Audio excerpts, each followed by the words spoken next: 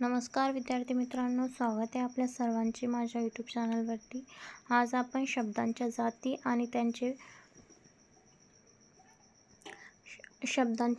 आणि त्यांची उदाहरणे पाहणार आहोत. तर चला सुरुवात करूया. पहिला आहे नाम याची उदाहरणे आहेत शीतल, सुजल, नदी आणि झाड. पुढचं आहे सर्वनाम. सर्वनामे आहेत मी, तू, ते, हा, ही, कोण आणि काय. पुढचं आहे विशेषण मोठा, छान, सुंदर, आनंदी. पुढची शब्दांची जात आहेत क्रियापद वाचतो, चालतो, लिहिणे, होतो हे सगळे क्रियापदे आहेत. पुढचं आहे क्रियाविशेषण अव्यय. तर पूर्वी, हळूहळू, टपटप.